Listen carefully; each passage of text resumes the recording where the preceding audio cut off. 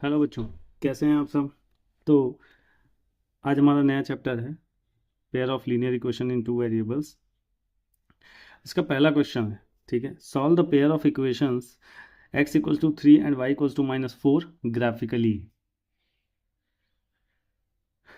देखिए, थोड़ा सा ब्रीफ कर देता हूँ मैं आपको कि इसमें क्या होता है। लीनियर इक्वेशंस होती हैं दो वेरिएबल में, जैसे कि ये हो गया a1x plus b1y plus c1 equals to 0, a2x plus b2y plus c2 equals to 0, जहाँ की a b c ये सब क्या है, रियल नंबर्स हैं, कांस्टेंट हैं, और x y हमारे पास क्या है, वेरिएबल्स हैं। तो मिल गई ना, दो दो इक्वेशन मिल गई, इक्वेशन नंबर 1, इक्वेशन नंबर 2। और कितने वेरिएबल्स आपको दिखाई दे रहे हैं यहाँ पे, x और y, x और y।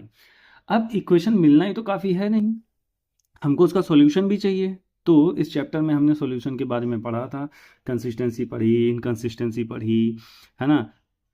सॉल्यूशन निकालते कैसे हैं, ग्राफिकली निकाला हमने, अलजेब्रिकली निकाला। तो यहाँ पे हम पहला क्वेश्चन स्टार्ट करने जा रहे हैं कि ग्राफिकली सॉल्व करने जा रहे हैं। Solve the pair of equations x equals to 3 and y equals to -4 graphically. और हमको पता है कि ग्राफिकली सॉल्यूशन का मतलब ये होता है कि अगर दो दो इक्वेशन हैं और दोनों ही इक्वेशन में जो लीनियर ग्राफ बन रहा है, अगर उन्होंने जहाँ भी इंटरसेक्ट किया, that will be our solution. ठीक, तो इसको कैसे करेंगे। देखिए, हमने क्या किया, पहले एक्सिस ले लिए भैया, ये आप पेपर में आप अच्छे से ग्राफ को ड्रॉ कीजिएगा, ठीक है। चलिए, तो x इक्वल्स टू क्या है, 3, 1 2 3 4, ये हो गया 0 1 2 3 4, ठीक। y इक्वल्स टू क्या है, -4 -1 -2 -3 -4, ठीक है। तो अब x इक्वल्स टू 3 हमको कहाँ मिलेगा, x इक्वल्स टू 3 मतलब y 0। समझ में आ रही बात, x इक्वल्स टू 3, तो इस पॉइंट पे y कितना है, 0 है। 1 2 3 लो, अरे भाई 3 1 होता तब मैं x 3 y 1 रखता, जब कुछ है ही नहीं तो 0 ही तो समझेंगे हम उसको।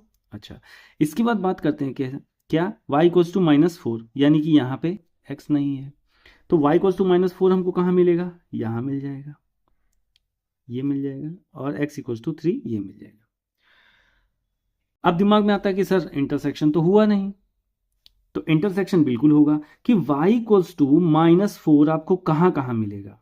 तो अगर मैं इस पॉइंट के इधर जाऊं तो भी y इक्वल्स टू -4 रहेगा हर एक पॉइंट पे, इधर जाऊं तो भी y इक्वल्स टू -4 रहेगा। अरे भाई, x की वैल्यू कुछ भी हुई तो y तो -4 ही रहेगा ना, यहां भी x की वैल्यू कुछ भी हुई तो y की वैल्यू -4 रहेगी इस पूरे पॉइंट पे सीधे, ठीक है। 0 हुआ तो यहाँ पे, 1 हुआ तो यहाँ पे, 2 हुआ तो, इट मीन्स कि आप x की वैल्यू कुछ भी रखते जाइए, y -4 आपको इसी पे मिलेगा। ठीक, क्लियर हो रही बात है। चलिए, तो मैंने क्या किया, इसको ऐसे ड्रॉ कर लिया, क्योंकि मेरा अगला पॉइंट इधर है तो मैं इधर तो जाऊंगा नहीं, मैं तो आपको समझाने के लिए बता दिया। ठीक, अब चलिए, अब मेरे साथ x इक्वल्स टू 3, तो किधर कटेगा, यानी कि चाहे ये पॉइंट हो चाहे ये पॉइंट हो, कहीं भी कोई भी पॉइंट हो, x की वैल्यू बेटा इस पे क्या होगी, 3 ही होगी। तो x जब 3 ही हो गया तो मैंने इसको आगे बढ़ा दिया। अब ये देखिए, मिल गया ना पॉइंट ऑफ इंटरसेक्शन। अब इसका कोऑर्डिनेट कितना, इसका कोऑर्डिनेट कितना, तो x की वैल्यू क्या, 3, y की वैल्यू क्या, -4, ठीक है। भाई इसका कोऑर्डिनेट क्या मिल जाएगा, x 3 और y -4, तो ये हमारा क्या हो जाएगा, सॉल्यूशन हो जाएगा। ये हमने सॉल्व कर दिया इसको, ठीक है। Thank you.